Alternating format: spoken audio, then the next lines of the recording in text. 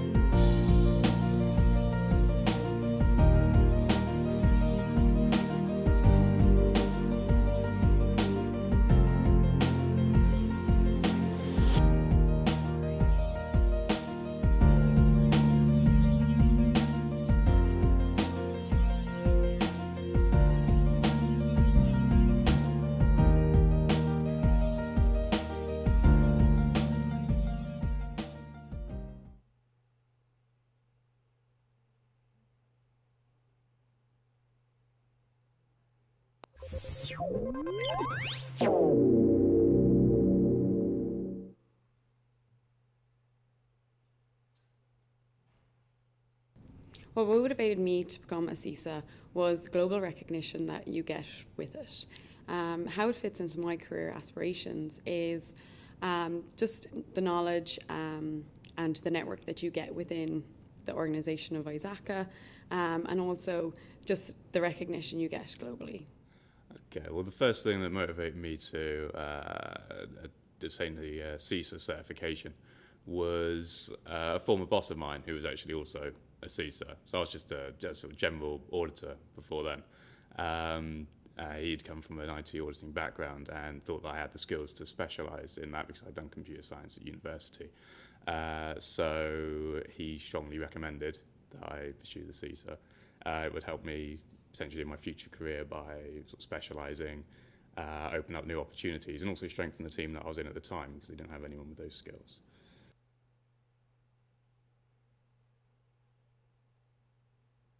The feedback I get from colleagues and from my organisation with the CISA certification is that it's really valuable and it adds value to the company.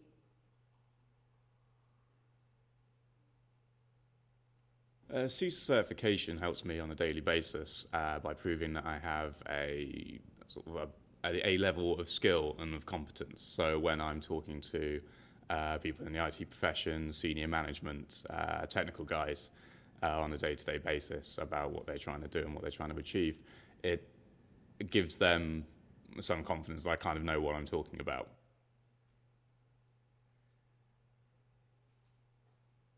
I would strongly suggest any person within the audit space take the CISA certification in order to develop a network, but also to develop skills and knowledge within the area of audit and security. I would say if you're thinking of pursuing the CISA right now, that you should go for it. It's added an extra string to my bow. It's moved me from being sort of a standard auditor with kind of Institute of Internal Audit qualifications, opened up new avenues in the information systems auditing profession. What I would say to someone that was deciding to take the CISA certification is definitely go for it.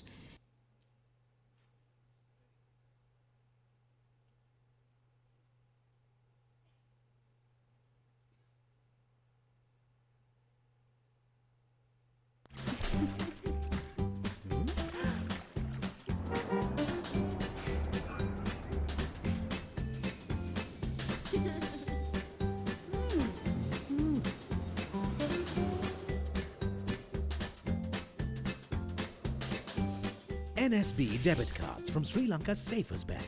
With the latest EMV chip technology, you can save more, enjoy more, experience more benefits. Visit your nearest NSB branch for more information.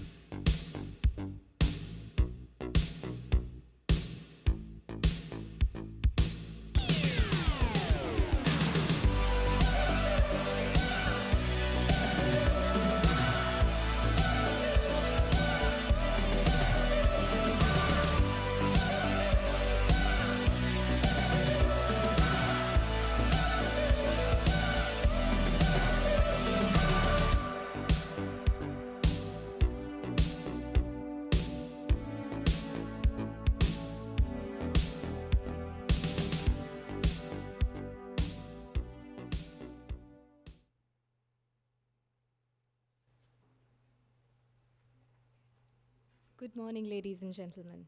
Information Systems Audit and Control Association, ISACA Sri Lanka chapter, and the UCSC ISACA student group warmly welcomes all of you present here today for the workshop in Resilience through Privacy in Cyberspace, its impact on governance, risk, and compliance. Without further ado, I call upon Mr. Sithira Vanniyarachi, President of ISACA Sri Lanka chapter, to give us a brief introduction about this prestigious association, ISACA.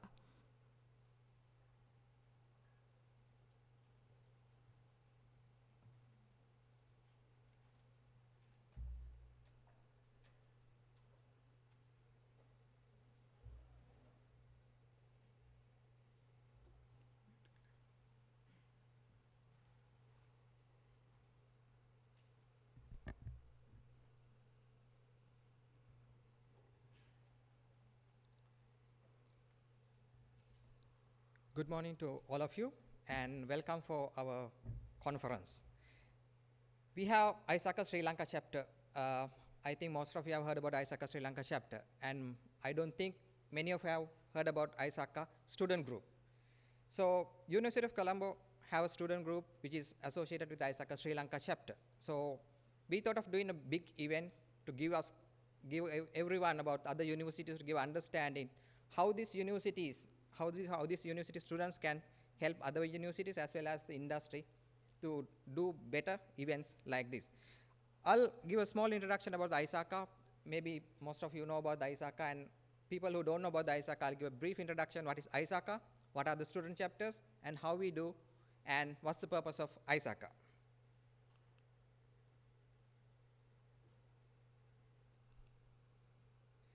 Actually, this was started in 1967 as a small group because earlier days we had auditors, financial auditors were there, then the systems came in, information system came in. So people didn't know how to do the auditing and all those areas. So few people in US, they got together and form a small committee and says that we need to do something about this auditing. We know that we have the financial auditors, but we don't have the system auditors.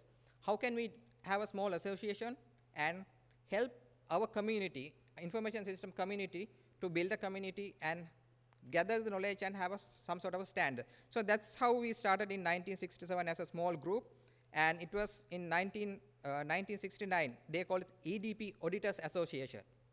But when it comes to now, we don't call it auditors, but it has been changed from EDP Auditors Association. Now we are going as Information System Audit and Control Association. It's a large name. So in recent years, we have realized we are sticking ourselves to information system audit, controls in that area only. That's a very limited scope.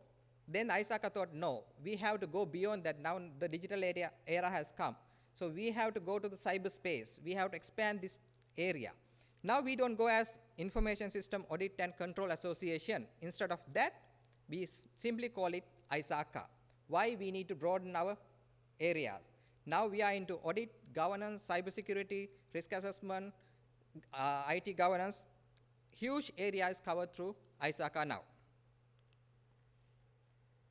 We have certified professionals, about 140,000 professionals, around 180 countries. When you say 140,000 professionals, we have certification in different areas. I'll show you what are the certifications we have, how that's fit into the industry, and what sort of value we have when it comes to all these certifications. When you come to the ISACA, the main strength of ISACA is about the branch network what we have. We have around 213 chapters. We call it the chapters. It can be either in one country. For instance, large country like India, there are about 10 to 15 chapters in India.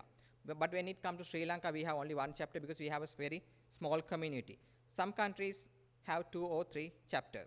Likewise, we have about spread across around the world. We are covering entire world. How ISACA Sri Lanka chapter started? Because in 1996 in Sri Lanka, we have felt the same need for our community. We have realized there's a demand from the international level, but we didn't have resources or we didn't have a community for information system auditors in Sri Lanka. Then 1996, a few of our individuals in the professionals in the industry, they started this ISACA Sri Lanka chapter. So ISACA Sri Lanka chapter is directly associating with the headquarters in USA. What is our main purpose? This is not a money-making company. This is not a profit-oriented company. This is a non-profit organization purely giving the education to individuals who have interest in information system audit, governance, controls, risk. We have the certifications and we give the lessons, trainings around these areas and show them, okay, these are the industry. This is the industry moving forward. This is the cybersecurity area is moving forward. This is the audit area is moving forward. And give them our industry people, maybe the student, maybe the professionals, to give them the guidance saying, okay, these are the directions that we are going ahead. When it comes to memberships, we have the C-level members, CIOs, CFOs, CXOs, as well as auditors. We have the risk people. So many industries covered with our membership. When you come to certification, these are the few certifications that I'll explain this certification later. At the moment, current demand for this certification, one is called the CISA, that is Certified Information System Auditors. There's a huge demand in Sri Lanka for that. We have about 120 certified professionals in Sri Lanka. But we have trained more than 900 professionals in Sri Lanka. Unfortunately, because there's a high demand for CISA certified individuals, so most of them have migrated throughout the years. So at the moment, what we have is about 120 individuals in Sri Lanka. But there's a big demand in industry. There's a big vacuum. We are trying to fill that vacuum, train so many people, give them this, help them to get the certifications, because we have the demand in Sri Lanka as well. CISM is about information system manager side. So these are the basic statistics we have. I'll explain what are these certifications, how these certification will fit to you as an individual.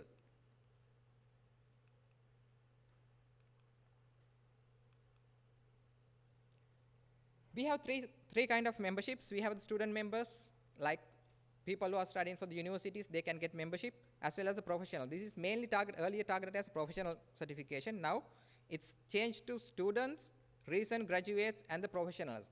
Why students and graduates? There are so many students here.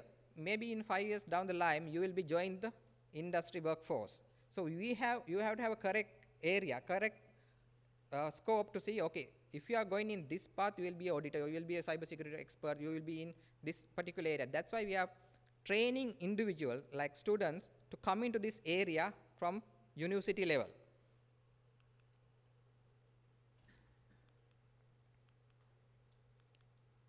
International level, there are a lot of benefits because now ISACA is part of CMMI also. And there are a lot of benefits like research materials available, so many standards, details available. Maybe if you are looking anything regarding the any research area, cybersecurity area, or any audit areas or any other areas, all these materials are available in ISACA websites, ISACA for ISACA members. I'm not going to talk about international level because all this information you can find from the website. But I'll tell you what benefit we can give as ISACA Sri Lankan community, as it's more relevant to us. Online, you can go and find so many things. But what does ISACA Sri Lanka chapter can give? We give the networking opportunity. Why we give the networking opportunity? Because we need industry people and the students to collaborate. We have to know, we have to talk to each other. Then only you can get the opportunities. As well as when you're certified, you need to have a continuous professional education points to keep your certification going. When you look at last few years, these are the 70 CPs we have given in Sri. This is apart from the international law, you are participating in any other events and getting CPs. This is only Sri Lanka chapter provided CPs. Like we have about, last year we have about 100 points. This year, I'm sure we can give double. Why? Because this year we have planned great events. And at the moment, I think we have already covered about 40 to 50 CPs at the moment. This event will be 7 CPs. And there will be another session coming in end of this month. It will be another 35 CPs. So this year we are trying to target at least 200 to 250 CPs from Sri Lankan chapter alone. And the job opportunities and the recommendation, because if you know the industry people, if you know the students and how capable they are, we can directly recommend you to a different organization. There are organizations who have recruited students, UCSC students or ISACA students directly from the university level, because they have seen their talents, they have seen their capabilities.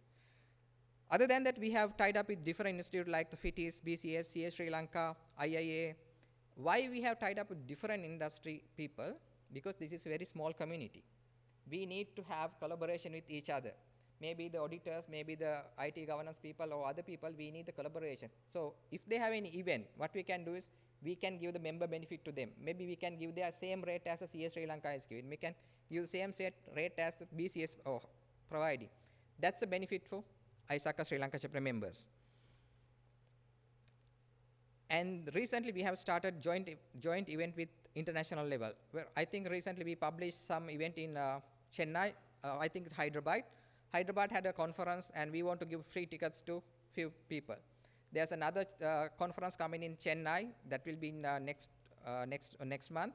We will try to give those opportunities, give the free tickets to people, they can go and participate for those events, international levels, because we have collaborated even with Malaysia chapter. We did their annual conference. Hyderabad, we did another annual conference. Another conference is coming in Chennai. These are the main certification we have, that is a certified information system. These are the main 4 certification we have. CISM, CGIT is more towards the governance, and when it comes to C-risk, it's about information risk side. These are the hot topics in these days, that is cybersecurity and COVID area, as well as the latest one is called Cybersecurity Audit Certificate. You know about the CISA. CISA is more toward about normal auditing. But cybersecurity audit is going more toward the cybersecurity area, in more technical area. This is a recent certification. We recently conducted event to give an introduction to this session. How cybersecurity audit session can help auditors. How can auditors transform themselves to the digital era? In international level, we have won few awards. Yes, we have been recognized as the best chapter in 2013. 2015, we have a second, and 2016, we were recognized as the best chapter in Asia. So these are the few things if we have to highlight, and we like most of you to come and join with us with the ISACA Sri Lanka chapter, as well as the student groups. We are, at the moment, we have in discussion with 2 private universities. We will be forming students chapters in those 2 private universities very soon, so we can have more students coming in and participating and mingling with the industry. Thank you very much. If you have any questions regarding any certifications, any programs that we have trying to conduct, so you can contact us. You can send an email to info@isaca.lk. We can give you the details. Next month, we are planning, actually end of this month, we are planning another CISA classes. So all our details are published in the website as well as the Facebook. So you can join that one. You can see what are the latest events that we are conducting. Thank you very much and have a wonderful event.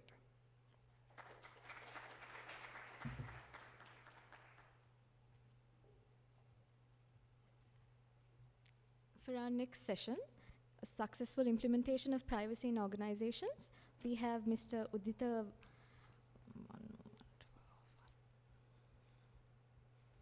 We have Mr. Udita Vijayasundara.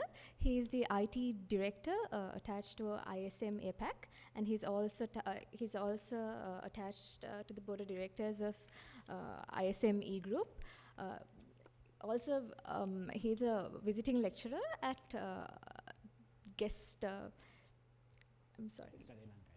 at Study Lanka, and he's the IT director of Sana Commerce. Mr. Vijayasundara, over to you. Hello.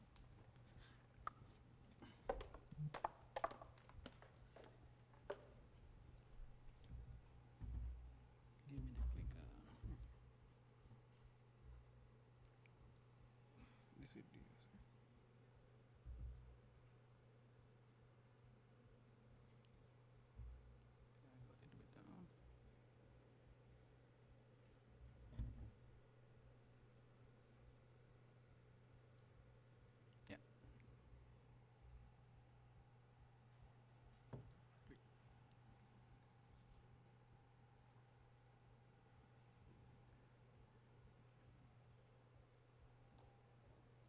okay, very good morning.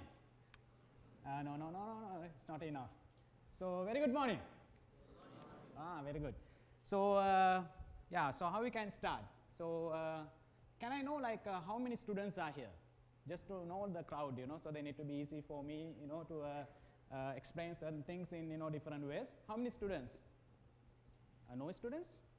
No, little bit high, so Sri Lankans are always, proud to, raise their hands, right? Okay, so industry?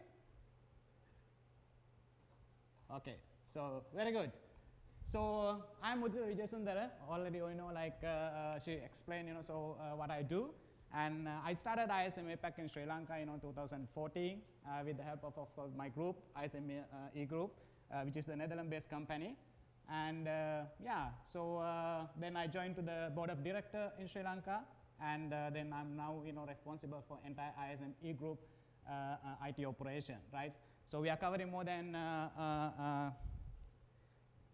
9 countries, and we have a different type of cultures as well as different kind of rules and regulations to be compiled as well.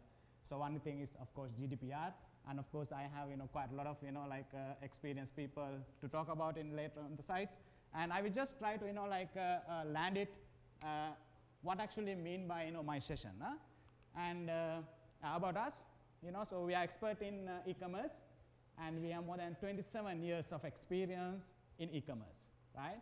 And we have an automated seamless integration to all the Microsoft Navision, AX, and SAP B1 ERPs. If you really want to know what those are, please talk to me after the session, because I'm not here to discuss about my product and promote my product, of course, right? And so the session, successful implementation, privacy in organization, right? Before going to the session, I would like to engage with you all to ask what is privacy. Anyone? Anyone? So should I come down? Or before I come down, you'll speak? Yeah? No, I think it's better to come down, right? Okay. So silent means, yeah, it's agreed. Okay. So what is privacy? Anything, And I'm not going to find, what is right and wrong, huh? Okay. So what is privacy? How to switch on this?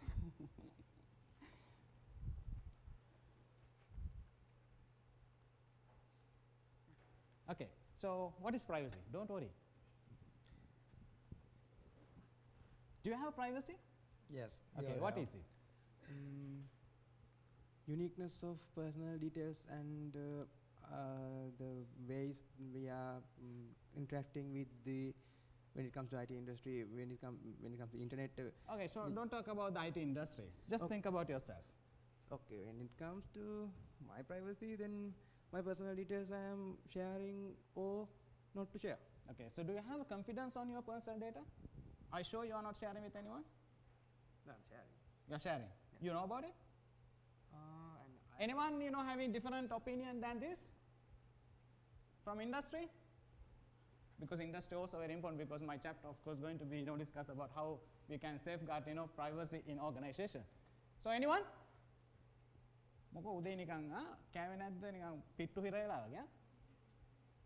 So anyone want to contribute? Yes? See, privacy is a human rights, right? So remember it. It is our rights to keep our personal data in ourselves. So we should know how it handle and how it really care, and so what purpose they use our information, right? And then it's come to the, is it security also same? Huh? No? Oh, it's two different things. From industry? Security and privacy is same? Overlaps? Do you think? Yeah. Yes? Privacy is more on to personal information. Okay. Security is overall. Okay, so security, like when you talk about the security, there are 3 main contents, right? So what are those? Sorry? Confidentiality, integrity and availability, exactly, right? So, so security, of course, like it talk about the 3 main, why it is not working? Okay, so this is a different. Right, when you talk about the data security, of course you talk about the confidentiality, integrity and availability. Don't forget this, right? When it's come to the privacy, it is actually like how we use and control our data, right? So don't try misunderstand this too, right? And data security focus on, like main areas like, physical security, of course, how the people can enter, because it covers 7 layers, right? Right? And when it's come to, like privacy, okay, so how, like actually the people use their personal data, as well as how they protect them in organization or in your personal, like application which you use every day, right? And at the same time, like confidentiality, integrity, and availability of the data is more into again, like how they store them, and so then whether we have these, like a 3 main access properties, and what are the, like privacy, how the data is processing. Any one of you know how Facebook is processing your data? Google? In your organization? If you're working, of course, so then do you know? Do you have any clue? What happened to Otisfy accounts? How many, like a time they track your accounts? No? Anyone?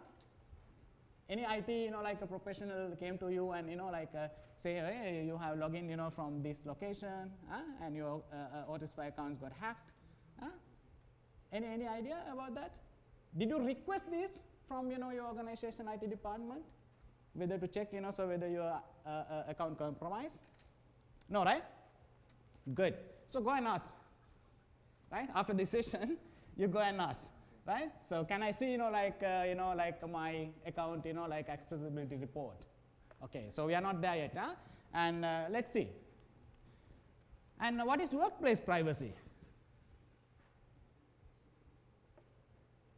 Okay, so this is come, like into the working environment, right? So as you all know, how many documents you fill out during your induction or maybe, like your recruitment?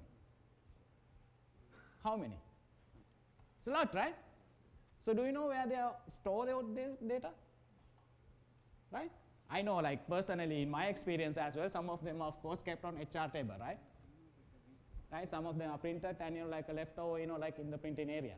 And sometimes, the salary detail as well, right? Can we, like really rely on them, so then can you really, think about, okay, how they really manage your data? So when you are becoming the professional in the industry, you have to take care about them, right? That is my message, of course, right? And so someone need to start, like, of course, so it's not like industry, like should follow the same thing, but we need to really change it, right? So because we really respect, like all the data. So what I did, like in my organization, I will explain in, like in my journey, right? How? And of course, so the privacy in workplace is because as an employee, so then you have a right to know what happened to your data. As an employer, so we have a rights to, get your information and you reuse it, right?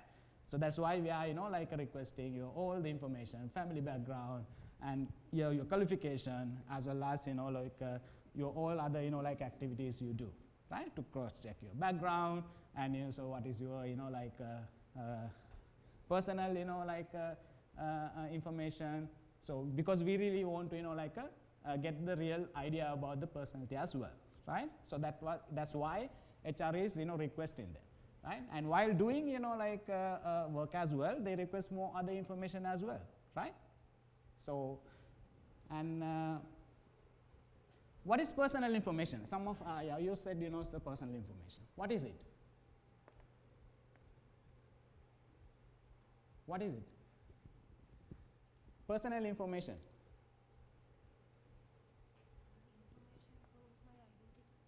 Yeah, so it is actually the identity of the person, right? So then it can be what? Name, it can be your birthday, it can be your NIC number, your bank account detail, so which is belongs to us. It belongs to me, right?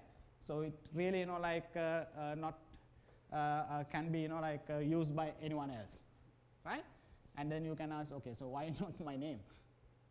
Yeah, so there are a little bit, like a gap there, and so when it's come to the GDPR as well, so then we had a lot of, discussion about that, and they also specifically said personal data and the subject, data subject should be living thing, right? So that is actually the GDPR described, and that need to be, like not the dead body, it's need to be living things, right? and then only the GDPR will apply, you know, for the privacy or the data lost, right? So any question or any doubt about, you know, certain these, you know, questions? Any question? Good to go? Yes? Okay. And these are a little bit, you know, like the personal information, and day to day you all know, you know, so how systems or whatever the other, you know, like application use, and it may be health information, and your memberships, and your travel history, of course. If you go to Google, you know, like you can check, you know, so your activity, and do you know, like Google using them? And we really proud of, you know, using, okay, Google Map, you know, okay, travel from this location to this location, and but they use this data from the background, right? So, and this is, you know, how actually, you know, they really, you know, like get this information. It is, you know, like our activities, and day to day we do so many activities, and we are really, you know, like allowed to, you know, like absorb, you know, like these new technological gadgets, you know, and of course I'm using it as well. But, you know, like these all, you know, like synchronize my data to somewhere else, right? And they know my heartbeat, they have everything, you know, so what I do today, right? And so do you have, you know, confidence, you know, like whether these are safe? Facebook? So what we do, right, so every day we go early morning, and, you know, so we update our status, right, so feeling awesome, you know, so I'm attending to these events, you know, like, of course we are sharing this information, right, and we don't know what's happened after that. How many of you went to the last, you know, comment you have put, you know, like when you are starting the Facebook? Go and check, right? See, still they are, you know, like continue. So how these companies run, you know, like without any, gain money? So they earn money, right? Otherwise they cannot survive. So how? Right? So you are the marketeers, you know, for them. So you do the marketing, right? I'm not saying not to use, but go and check your privacy settings in your all the accounts, you know, you have already created. That is very important, right? So smartwatch, you know, like fitness monitoring, and smart homes. Now it's the trend, you know, and all the houses are, you know, becoming smart, right? And, you know, so then that is, you know, like the future as well, right? And if you can hack, of course, you know, like you can access everything inside the house, like switching on the lights, and the refrigerator and air conditioner, and all those, you know, like Internet of Things, you know, becoming, you know, like available for everyone in this world, right? And I did, you know, like one session in Uvavelas University as well, and we have shown them, you know, in the live experience, how to, you know, like crack all the surveillance cameras globally, right? And we have given that experience to the users as well, you know, the students, to go and check. So they can turn the camera and they can really check, you know, like how, you know, like a camera can be. So you can control the cameras globally. It's crazy, right? Right? And we have hacked, you know, like 3 students' Facebook accounts, right? And we show them, okay, this is your password and this is your username, and without you knowing, you know, we hack them, right? It's live, you know, like experience we have given to them, right? And why actually we do that, you know, so of course, you know, we know that the security and privacy is very, very important, you know, coming eras. In this era, is becoming, you know, like a little bit vulnerable, so we need to be ready. And this is actually the survey, you know, like they have published in 2015, and what they said, you know, like, so all these, you know, presentation will be in 2020, but we are now to 2019. It's almost there, right? It's almost there, right? I think it's more than this, right? Be aware, right? And when it's come to bring your own device, of course, as an industry, as a company, we have a big issue with this, right? And people are really happy about it, and, you know, so then, but there are, you know, plus and minus on this, because, you know, like we use your device to connect to the company data, and of course, you know, then we need to have a control over it as well. So it is, you know, like agreed terms, and we allow, but at the same time, you know, your privacy is very important for us, right? And at the same time, company, you know, like information should not be leaked, because it's come to the security, right? So we have to make sure our information are secure, right? And then, you know, like, so that we have a crash, of course, right? And but so we have, you know, like so many, you know, like challenges there, but, you know, we have a solution for this as well, right? And if you really want, just let me know, so then I can explain you, after the, a session, right? And this is the little bit survey of it, and 1 out of every 3 employees are completely mobile. Is it true or not? It's actually now not 1, right? It's 2. And it's more almost 2, becoming 3 as well, right? Almost everyone is mobile now. How many of you have, your old Google account on your mobile? Everyone, right? And Office 5? Maybe if you are using, Exchange, of course, then still you can connect. But you have your official emails on your mobile as well, right? So it's becoming mobile, and I do as well, and I do have presentation here, and I have everything here as well, and I can access from anywhere. Because since I'm traveling a lot, so then it is very difficult for me to grab the laptops and travel, to my other location.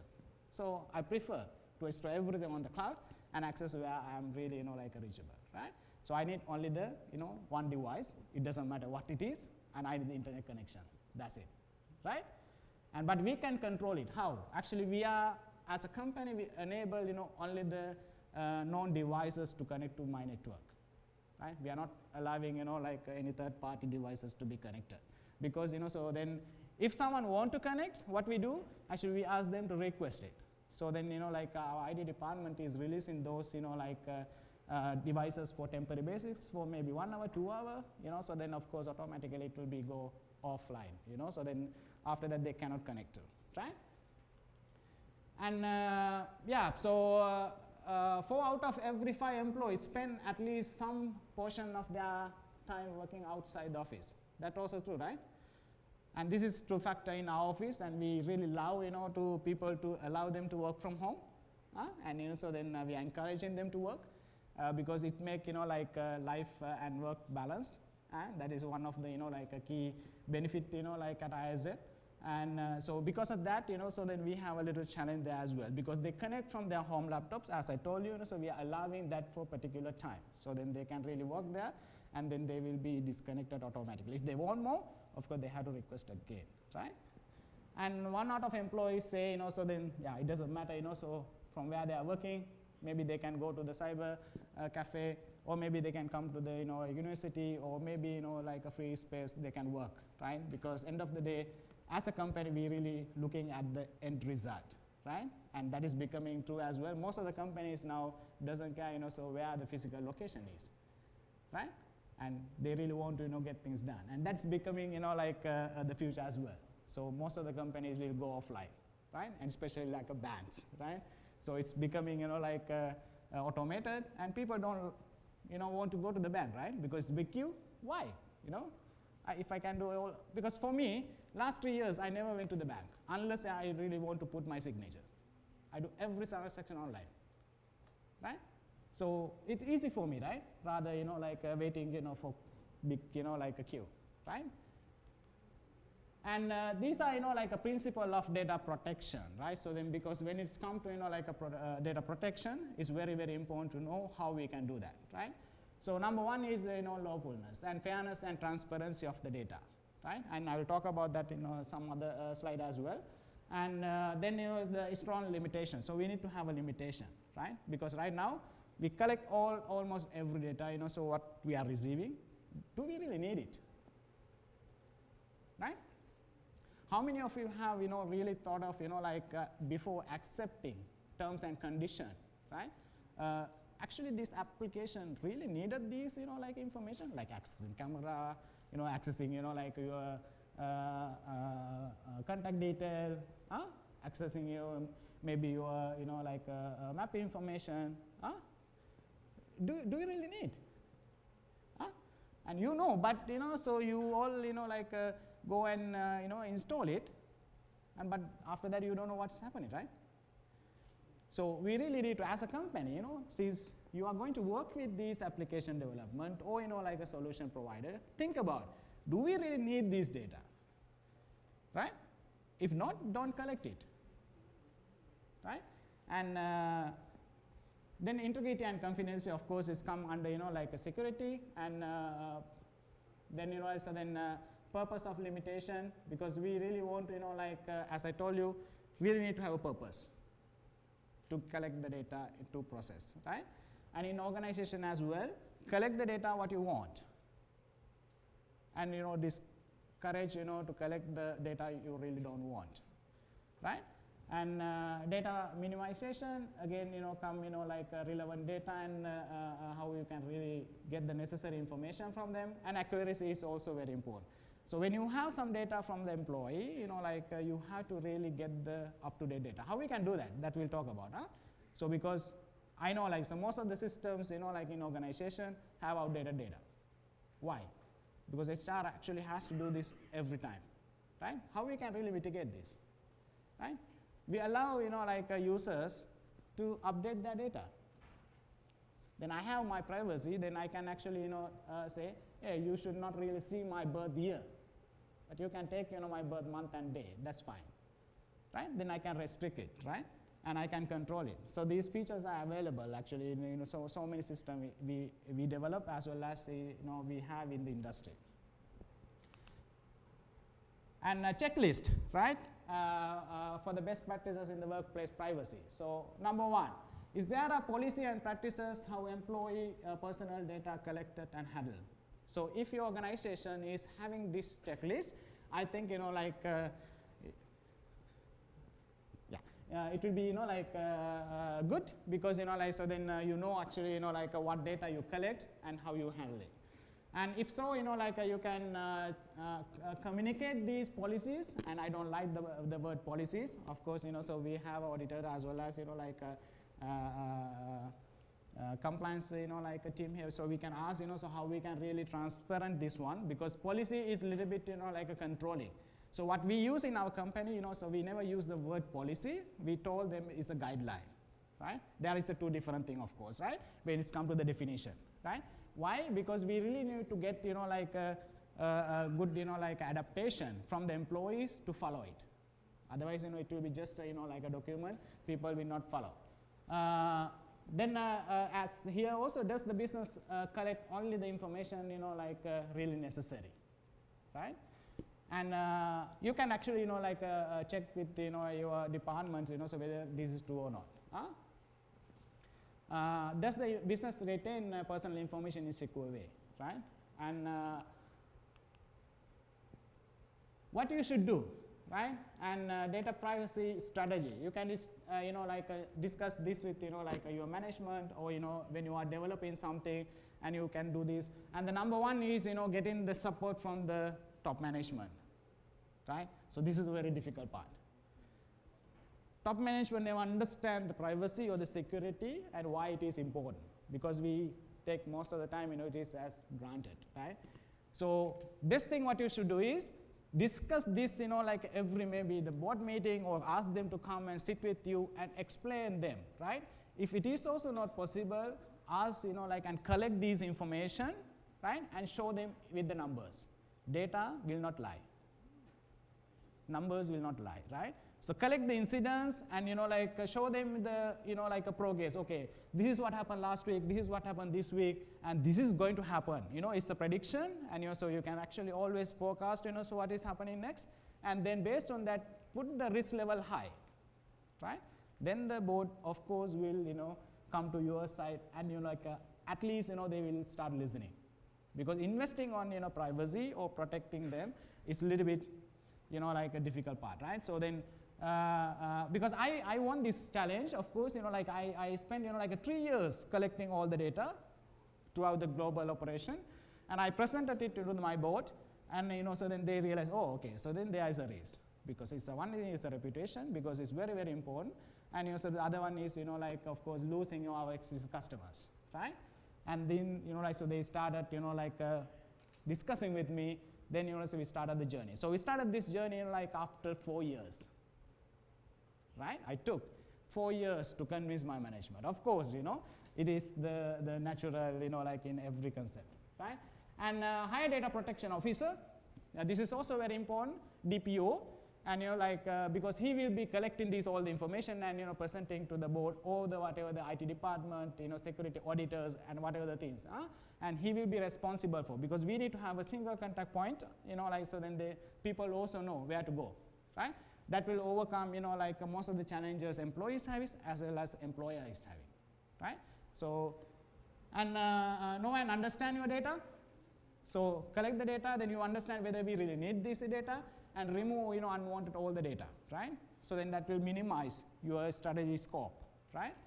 And analyze the data privacy risks. As I told you, when you are presenting to the board or whatever the department heads, so you can analyze and present it. If we have a risk like this, so do we really want to continue? If you really want to continue, yes, implement these, like a checklist, check, like blocks, So then they will really, think about it. And create data privacy policy and procedure. This will come, like after collecting, all the information, because then you really need to, tell them, okay, how to, process with it, how really to control it, right? And then data privacy training and awareness, very, very important. Unless you do the training, unless you do awareness, people will not listen to this. And if I talk to like a majority in my organization, so they don't have any clue on what is privacy, what is security, why we really need this, right? And what we do, we have a small tech session. We take 10 people and we put them to the boardroom and we explain them, okay, what are these, technologies? What are these, methods? And what are these terms? Then they will realize and they will support us. So what we do, we are not forcing employees to follow, and we ask them to be part of our, a conversation.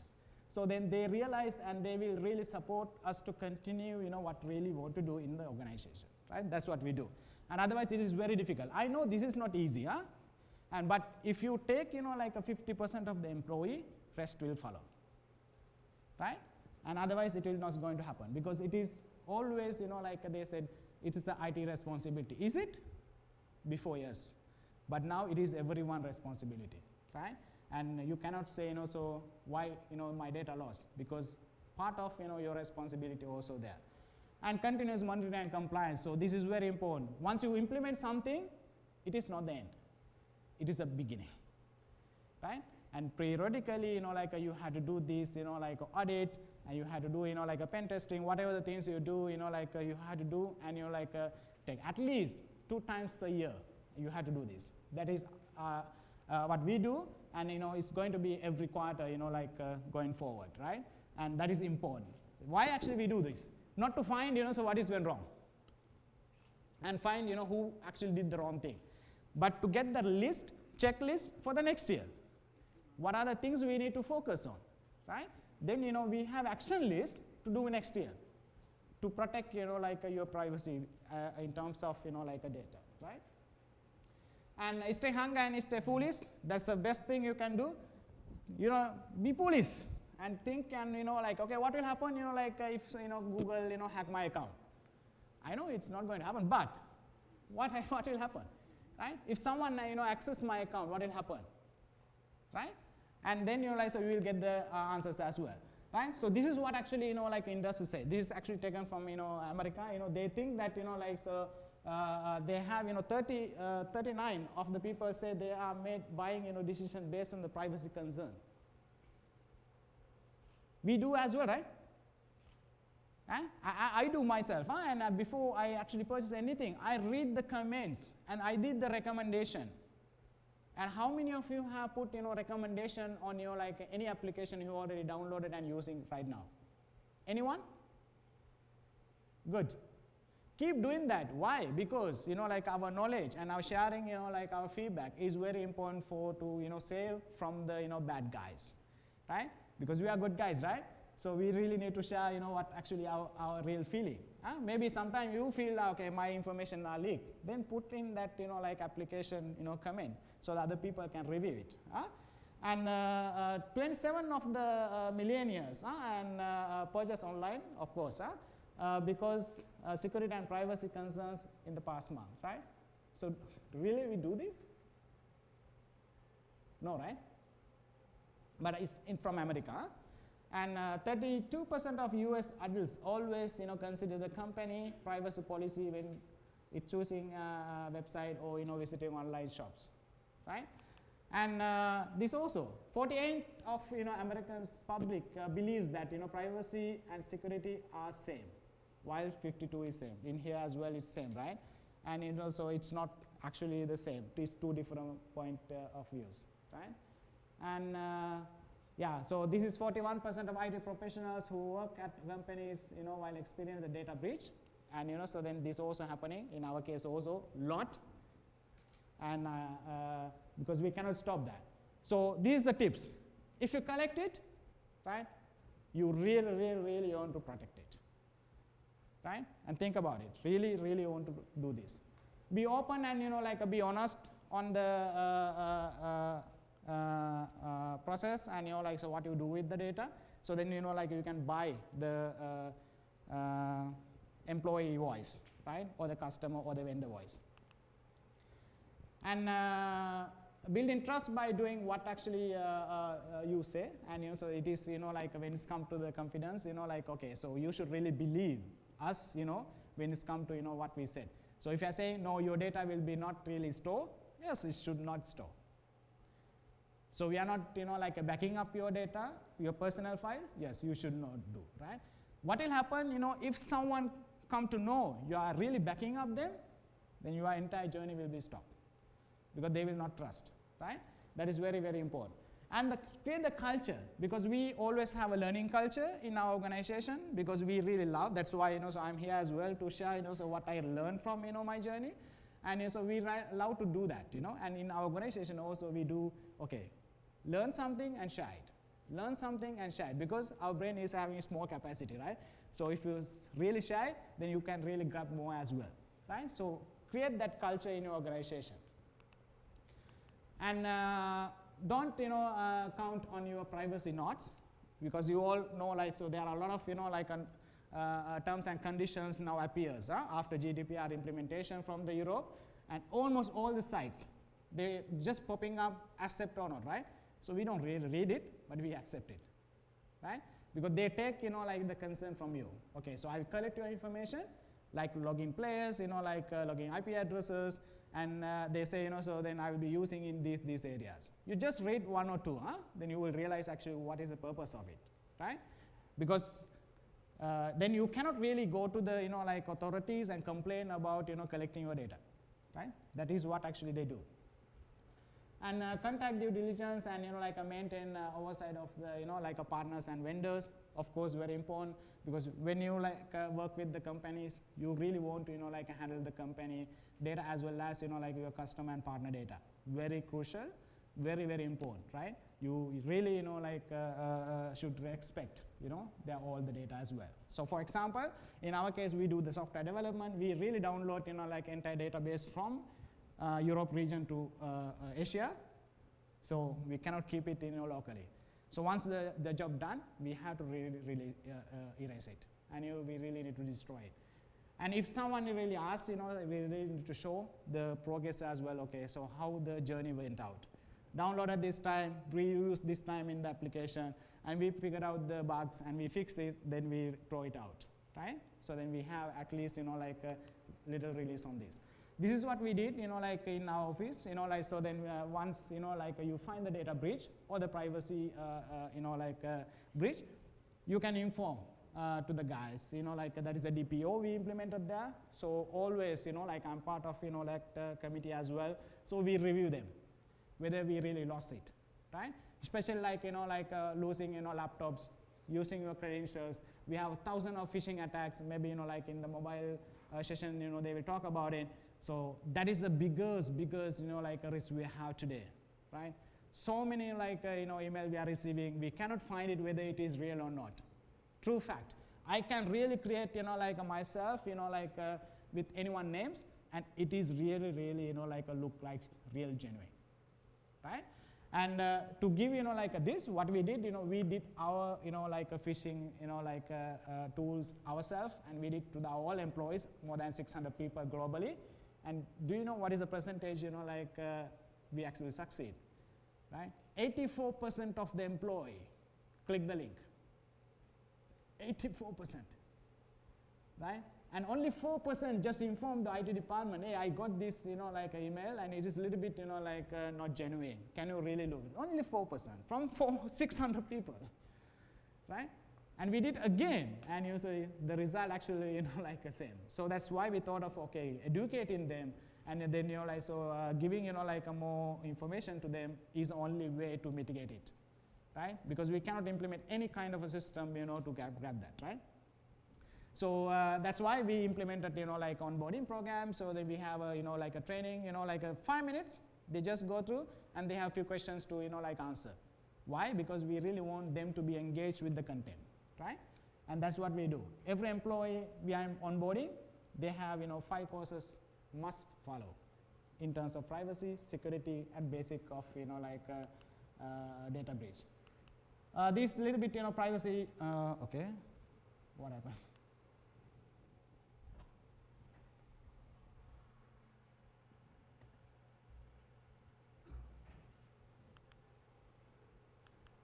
Yeah, so this is like a privacy notes. You can actually go to the ICO website, and you can really read this. And I'm not going to take much time on this. I think my time is almost done, right? Right. And so these are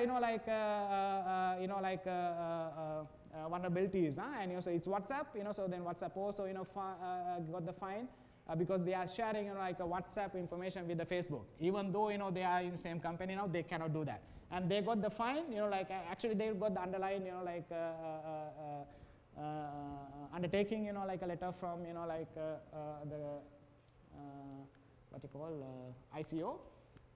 And this another one, so from 2019 August, they got the fine. It's a huge fine, 116,000, right?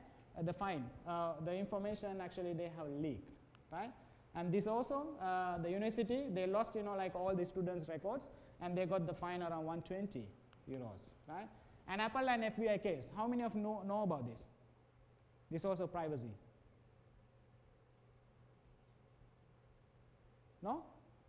So when like the Twin Towers attack in America, so then they had like incident in Apple. Okay, so then one of the suspect used the Apple iPhone, and they want to recover their data, right? And FBI requested, and what actually Apple did? They refused. Why? Why? Is it security or privacy? Huh? No, I think you don't understand what I said so far. What? Come on. Privacy or security?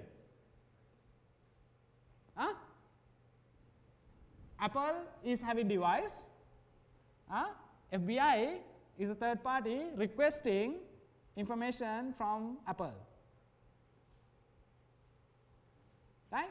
Okay, Apple declined it. FBI went to the court, and while the case is in progress, FBI hacked the Apple. They found the vulnerability in Apple device, and they went through. So what is privacy then? So FBI actually went through, then Apple lost the privacy, right? Right? Because they really cannot keep their data in, right? Because see, I'm using Apple. If my data should be protected, and my privacy should be there. That is the guarantee Apple is providing me, right? If someone in third party is reaching and grabbing my information, that is issue, right? Right?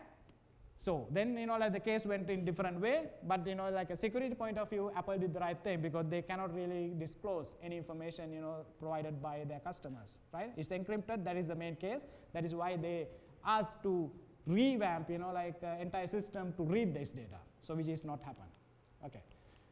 Yeah, so security and privacy by design, that is the method to follow. Any system you create, go ahead with by default configuration.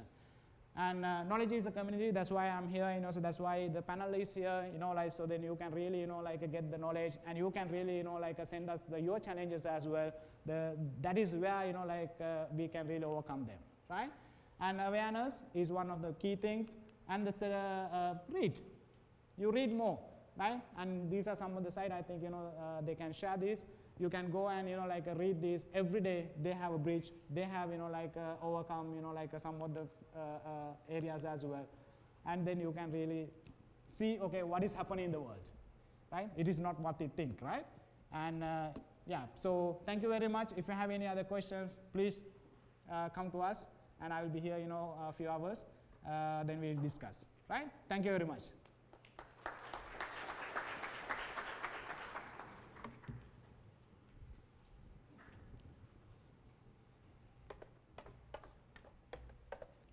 Our next session, Overcoming Privacy Challenges in the Payment Industry. Really? Our speaker, Dr. Parakum Patirana, is a veteran in the ICT industry. I believe he does not need an introduction, but for those of you who do not know this gentle giant, Dr. Parakum Patirana is a PhD holder. He holds an MSc in Internet Engineering, a fellow member of BCES, CISM, CGIT, CISA, CISSP certified, the list goes on and on. So he has over 2 decades of experience in the ICT industry and is a cybersecurity advisor for banks and startups. He's the co-founder of iPay.lk, principal consultant for LOLC Technologies Limited. My gosh, a visiting lecturer, a board member of, for SLIT. He's a board member of the Industrial Advisory Board for SLIT, a past president of ISACA. He's been on the board of Computer Society Sri Lanka for almost a decade. Best part of it all, he's a recreational cyclist and last but not least, an author. Dr. Parakum, over to you.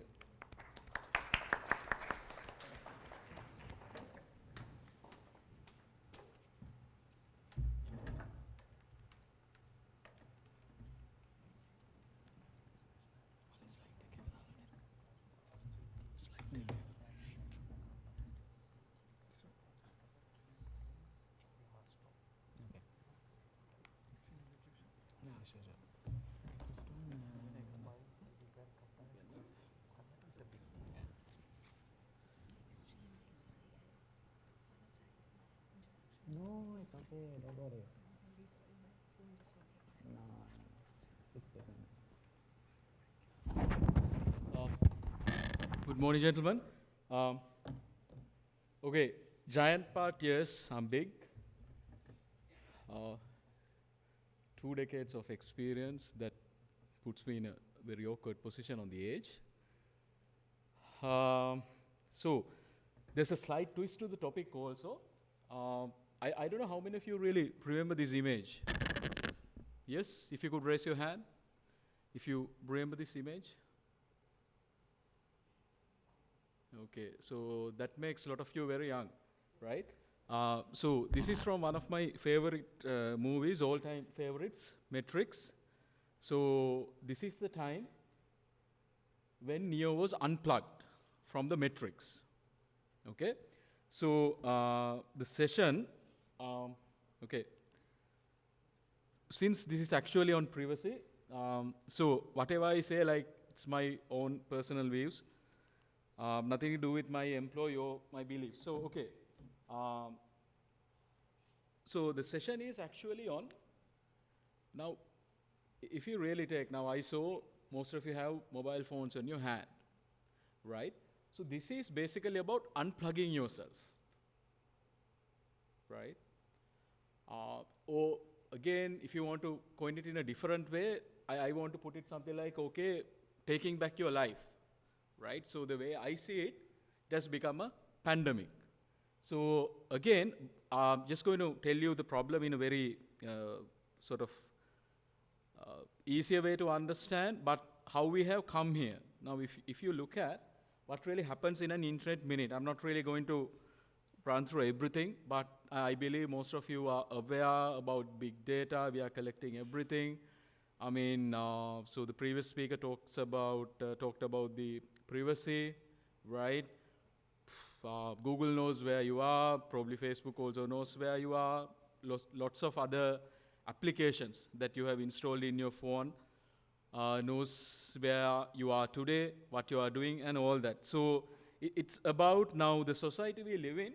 It's all about, you know, I understand like there's a benefit in predictions and all that, but it has, in a one side, it has become a sort of a surveillance society, right? So how I mean, the reason why, again, now if you look at earlier, now 5-6 years ago, amount of online videos we had, now again, amount of videos viewed on YouTube per minute, right? It's massive. Number of followers on Facebook, massive, right? So the issues. So I want to basically put it something like this now, say, in corporate boardrooms.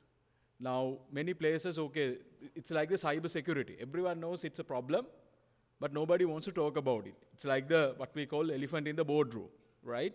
So, technology, I mean, everything we do, right? You have a technology component to it. Most of you are holding phones, right?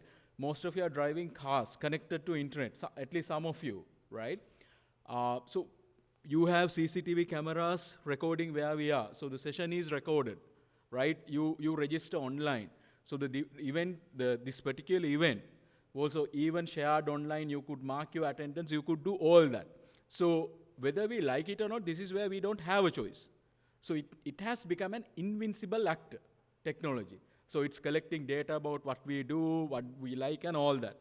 So again, now, I think it helps you to understand now how these big conglomerate, rather big tech companies, right? How do they really make money, if you really think of it, right? It's really interesting. Now, I remember when, so I'm basically going to talk about Google and Facebook. It doesn't mean that those are the only companies who are doing bad things, but those are the more popular, and basically the examples will be more visible to you. So when the Google started, they mastered search. That's all they had. I'm telling you, like 8, 9, 10 years ago, right? So how do they generating money back then? See, always at the end of the day, you need to understand, it's easy. Now we say, probably you would have seen in movies also, they say follow the money, right? That's all you need to do if you understand what's really happening in the background, right? So if you really follow the money, how these guys make money? So they had search, we had the search for free. So then they were selling advertising to the company. So earlier they had, keywords, you could have Google sponsored ads appearing on the top, right? So they were making money. So then they thought, now I know people search for this, right? But I specifically don't know who's searching for it. Then what did they do? They gave you something else for free. What was that? They gave you Gmail, right? If I'm not mistaken, 2 GB or 4 GB of free storage. Back then, we were using Yahoo, right? Where you generally deleted mails. You had very limited space. So with that, you never had to delete emails. So they solved the problem, but then again, they did something superb. So they had this data earlier. They knew people were searching for example, hammers or whatever, right? But they could not really put an identity to it. Now they gave Gmail. If you really go and read the terms and conditions, I mean, if you are also paranoid like me, if you go and do that, you will see, they clearly say they read your messages. When I say they, whether it's human or machines is irrelevant, but they go through your messages, right? So now they had an identity, right? So then if you really go back, then a couple of years later, they gave something else for free. What was that? Google Maps. How many of you are using it? Right? I mean, I used it today also to come here, right? So then now imagine the amount of, now they knew an identity and they know who this person were communicating with. Not only that, then they had an idea about, Prashanthan, this guy goes to office at 8 o'clock, leaves office at 7 p.m., and where he spends time. So this is what the McNamee seventh law is. So one data set, probably there's not much value. But when you add these data sets together, the value becomes sort of exponential, or value increases. So all these guys, all these tech companies, they're fighting for a single thing, how they make money, right? How many of you are married? If you could raise your hand. So this is a problem when you go home, right? Wife says something, you are not listening. They say, you are not listening to me. You guys may be far away from it so far, but so this is a problem we have. So Facebook is like that. They're fighting for your attention. They want to keep you glued to the platform, right? So all YouTube, Facebook, these guys are fighting for your attention span. So the more they stay with the platform, the more money they make, right? So for example, on YouTube, you have an autoplay feature, right? I think it's enabled by default. So what it means, you imagine you go and look for a Land Rover, it will keep paying things about Land Rover. I mean, I don't know. So it's autoplay, right? Again, Facebook. So there are two concepts associated with Facebook. Very interesting. Just look it up when you have free time. Write it down. It's very, very important. Filter bubbles and preference bubbles. I don't think I have listed the other one here, right? So again, it's really interesting how Facebook entered into the market. Now, you had Google earlier. They were doing all this. I thought of putting it as a monochrome search, right? But okay, you had Facebook. Facebook actually went few steps beyond. Now, Facebook knows, okay, Kumar Mantri can play the guitar, right? He likes donuts, right? He's a past president of ISACA. He had all this information, Facebook had. And not only that, Facebook knows Parakum is a friend of Kumar Mantri. All the friends, the events that Kumar Mantri participates, intentionally or unintentionally, when you go into places, you check in, right? Now, in case of Google, I mean, you don't have to check in. Sometimes when you go and come someplace, it asks, okay, you checked into this place, do you want to review? Have you noticed that? Now, if you are an app developer, part of, I represent a company called iPay. So if we want to do that, they ask loads of questions from us. Why do you want to do that? Right? Then again, this is completely opposite of privacy, right? But those guys are doing it anyway, right? Who's asking questions from them, right? So in the evening, I think you guys will go through the Draft Data Protection Act and all that. But these are the real things which are happening, right? So the small guys may get scrutinized, but these giants, they're pretty much doing what they want, okay? So what I tried to imply by monochrome search and technicolor search, Facebook, superb. What you like, who your friends, where you go, everything they knew. So they could basically give you exact thing you like, okay, ads. So they again changed it.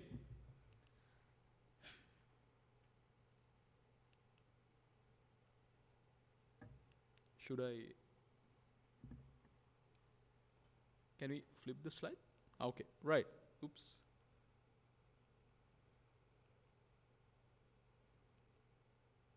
Okay. Right. So again, if you remember, now some of you may have studied, they say Obama really perfected Facebook ads, right? So we actually think the current US president is a bad guy. He's the one who started this manipulation story. It's not really the case. So this Facebook manipulation and all that started from Obama's last campaign, right? So if you could really remember, during the last US election, we had a lot of ads on social media coming up saying, okay, these guys were part of a child molestation ring. There were a lot of negative ads, right? Again on YouTube, probably now it's not there, but they had this feature. You go and search for something, it will basically in the second, third or fourth iteration, it will give you a conspiracy theory associated with it, right? So if you go and search for Tesla cars, you'll probably see the story with the Tesla and the Edison, the conspiracy theory and all that. So again, that's something that research has suggested. We humans, we prefer the conspiracies, right? Not the actual story, but we have a tendency towards reading conspiracies. So again, now what these tech platforms are doing, if you really look at, if you really simplify it, it's like the monkey and the banana, right? So you throw a banana at a monkey, he'll do things. So these tech platforms are doing the same thing for what? To keep our attention span, to make sure that we are glued to their platform. So again, the conspiracy theory videos are part of that. Earlier gentleman talked about Stevie Jobs, a quote from Stevie Jobs. So when the 80s and 90s, when this came up, right, how these leaders, how they like sort of introduced computer, they said It's like a bicycle for the mind. What it means, using this instrument, you could go to places you wouldn't normally able to. For example, you may not be able to walk to Trincomalee, but you get a bicycle, then you can probably ride that 269 kilometers on a bicycle. So earlier, the computer was supposed to be like that, right?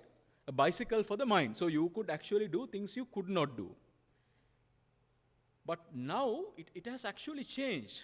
It's completely opposite, right? Machines predict. How many of you remember this Russian chess champion, Garry Kasparov?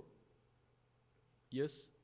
Okay, so Kumar and Mantri, two of us must be the oldest guys in this room, right? So he was beaten by a computer created by IBM, Deep Blue.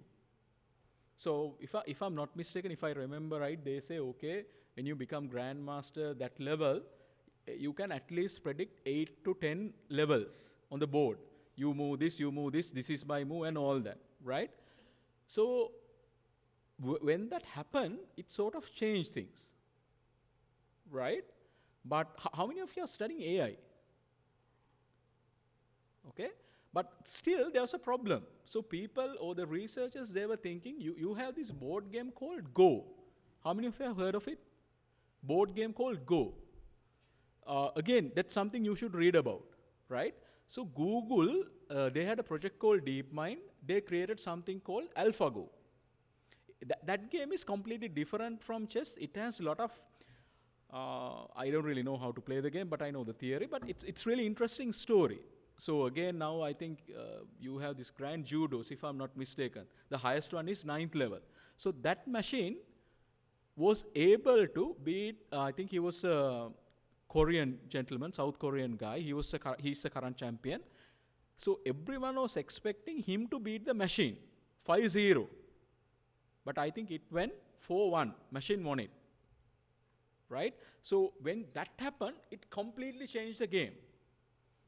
When computer managed to beat the human player. So now we are in a different league, right? So if you have time, I think that video is also there on YouTube, AlphaGo video. Just watch it. It will change the way you look at things, right? So the last point is, now, okay, I have a 6-year-old son. So I go to these parents' meetings and all that. I see one problem in schools is, now people get bullied online, right? Just think of it. I mean, nowadays it was used to be like, okay, in the hall somebody says something, okay, it ends up on something else. But now it's completely different. Virtually it happens. So now somebody posts something. You again go back and see, okay, how many likes I have, how many comments I have. If you don't have it, then you will be upset. Then again, these platforms, you have a set of people known as influencers, right, who can really influence your band. So again, people will feel bad if you don't have much likes, right? There is a very nice TV series, I think, called Black Mirror or Carbon Black. Talks about how this technology is eating up our lives. It's really happening, right? So, I mean, the reason you should know about this, then you can change it. If you don't know what the problem is, what the solution is, then we can't change it.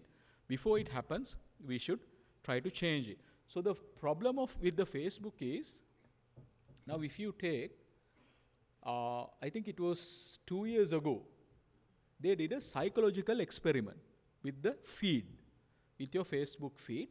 They put all negative news, right? And they wanted to see how people react. I mean, just imagine, now I generally come to office very early because I hate driving in the traffic, right? It upsets my mood. So imagine, now you only see negative things. You go and check Facebook. How would your mood will be? Will it be good, bad? So then these guys could push you to something, right? So they did that. They actually did this experiment. Now generally things like this are not ethical. But the problem with Facebook is, one gentleman, he owns more than 60%, right? He can do pretty much what he likes. There are no checks and balances. Now, I think as at yesterday, when I checked it, there are 2.4 billion users on Facebook. 2.4 billion. That's more than entire followers of Christianity. How many of you are religious, by the way? Is it a bad question to ask? Okay. You take YouTube, it has, I think, around 1.8 billion.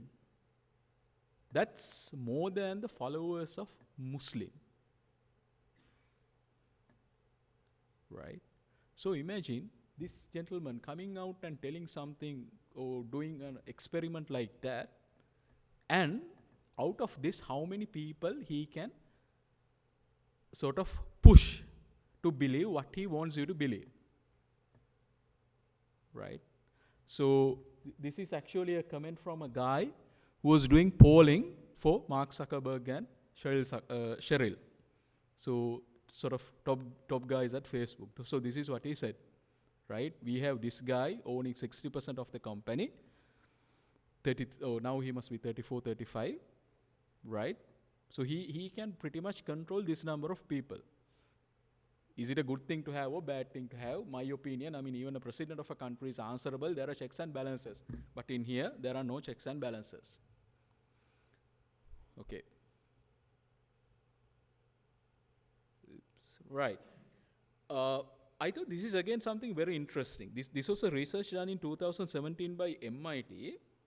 Now, they found out disinformation. I mean, we talked about this disinformation. Now Facebook, everyone is talking about disinformation.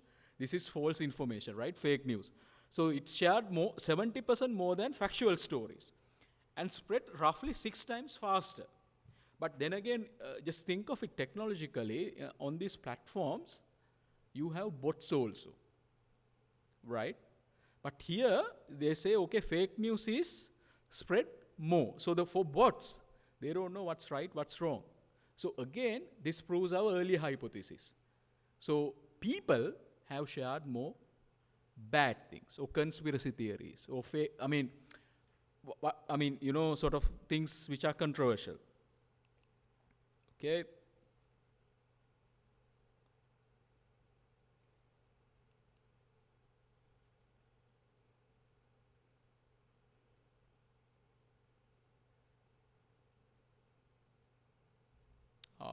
Right. So this, I hope you have seen, Sri Lanka also became part of this story, right? So if you just read this, what I have put inside quotes, this gentleman actually worked for Cambridge Analytica. We exploited Facebook to harvest millions of people's profiles and built models to exploit what we knew about them and target their inner demons. That was the basis the entire company was built on, right? This, I'm sure you would have heard.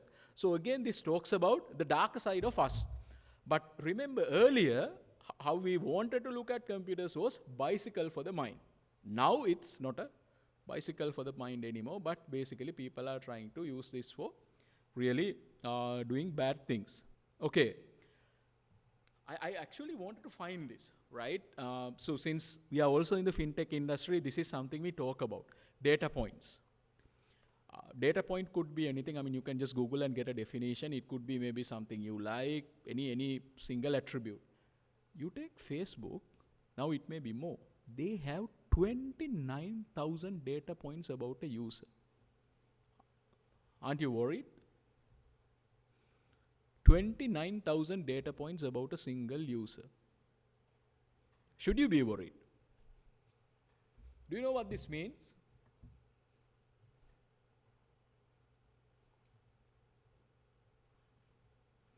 So, this entire set of lot, you guys are students, you are not married. කසාද බඳින කලින් පොරොන්දම් බලන්න කී දෙනෙක් හිතන් ඉන්නවද? පොරොන්දම් වල කීයද බලන්නේ? Prashantha, I don't know whether you remember. 8ද 10ද 12ද? Anyway, it's less than 20, right? I did it. So, just imagine, these guys have 29,000 data points. Ask Facebook whether you two are compatible. 29,000 unique attributes. You should be worried. This is what you have shared. 29,000 Do you understand how serious the problem is? Probably the first thing you do when you wake up, you may be picking the phone, right? So Prashantan was troubling me to do this. So I have been trying to do this slide deck for nearly more than 2 weeks. So when I was doing research, I found out they say average person picks the phone. Can you guess how many times a day? Just a number. Average person takes the phone to hand how many times a day? Take a guess. 150 times. Are you worried now? 150 times a day. It's not good. That's the reason why I put that image. Right? So what it means is, the moment you wake up, you are plugged in to their platform, right? And you believe whatever goes on there. Many of you may not be watching news now, right? We don't watch television. We don't watch news, right? We have Netflix, YouTube, all that. So, I mean, it's really, for me, it's really worrying, right? So what this means, they know more about you than you know about yourself, right? So, again, when you have time, read the terms of service. Facebook. Right? So when these scandals happened, there was a lot of conspiracies. There were a lot of discussions. They had a lot of pressure. These guys were questioned at the US Senate. He was asked to come to UK. The Zuckerberg didn't come. If you really go through their agreement, the terms of service, you will notice it's very beneficial to the platform, not to the user, right? It does not take a rocket scientist to understand it. It's very simple. Imagine you want to go and change a very small privacy setting in the platform. How many buttons you have to click? They have hidden it in some corner, right? By default, it's not enabled. If you want, you have to go and enable it. For that, probably you may have to navigate through 5, 6, 7 screens. And sometimes you have to enable multiple controls, multiple buttons to get a single thing done. So inherently, it's more beneficial to the platform. So the problem actually gets deeper. This is again, I'll share the slide deck with you. So it's not only about what you share, right? These platforms, again, even when you are logged out, they track you. They still see what you are doing, what you search for, right? Who you talk to. Now, this gets actually worse. How many of you are using voice assistants at home? Google, Alexa? They listen to you 24/7, whatever goes on, right? So it's actually deeper than this, right? So again, so even, it's not only what you share, so it's also about what your behavior tells them, depending on what you click, the sites you go to, the time that you log into your computer, how much time you spend on Facebook, how much time you do on LinkedIn, all that. Then what happens, we talked about this concept called digital persona, right? So what it means, now Parakum myself physically, I may be able to take a vacation, right? But the digital persona of myself, it doesn't take a vacation, it stays there, right? Your digital self will be there. Even when you die, it will be there. Whatever the things you said, the things you have shared, it's going to be there. So again, what machines think about you? I remember a very nice example.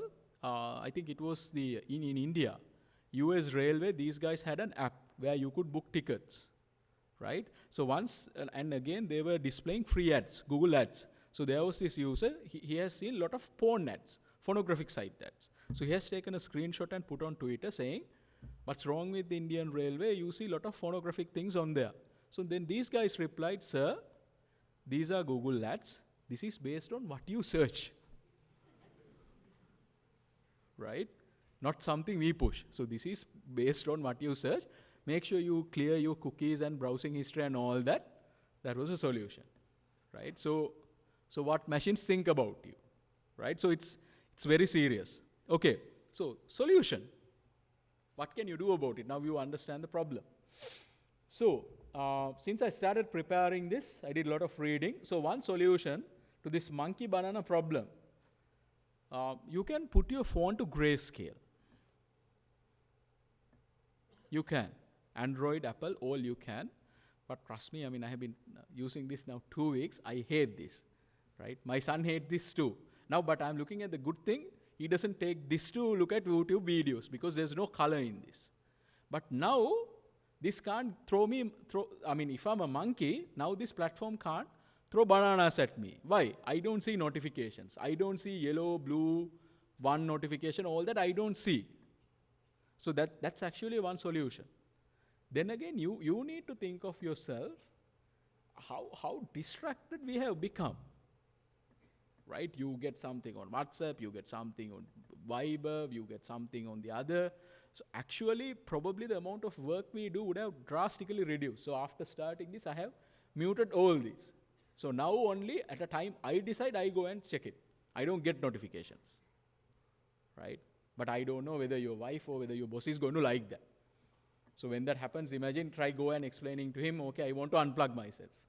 Right? So, but that's actually a solution. So probably now there's a lot of thought on this in the world. So about unplugging ourselves from social media, from mobile phones and all that. I think you should do it. In some countries, in European countries, they actually encourage it. They have found out it reduces stress. There are a lot of health benefits. Again, people should know what the problem is, right? Now, probably many of you would understand what the problem is.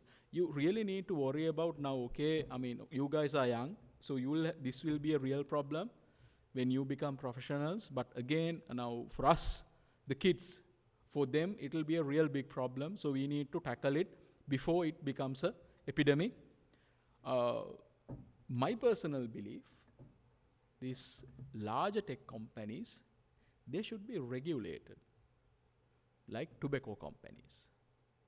I mean, you can't just say, now see, if you are on a paper, you are responsible for what's going on there, right? So you have news editors. Now, if you take 8 o'clock news, somebody is responsible for what they are broadcasting. You take a newspaper, you have an editor.